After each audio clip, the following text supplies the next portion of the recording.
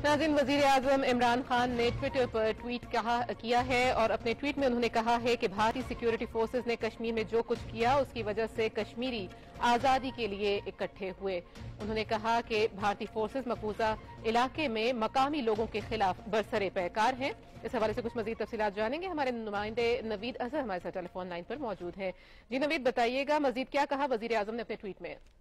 जी बिल्कुल, वज़ीर आज़म का ये कहना था कि जो कश्मीर के अंदर भारत जो है वो उनकी अफवाह जो कर रही हैं वो सिर्फ इंसर्जेंट्स के खिलाफ नहीं है, बल्कि वो इंटायर जो ऑक्युपाइड कश्मीर की आवाम है उनके खिलाफ वो ये कार्रवाइयां कर रहे हैं। और मकबूजा कश्मीर में भारतीय बर्बरियत के खिलाफ अब कश्मीरी जो है वो आज़ादी के लिए उठ खड़े हुए हैं।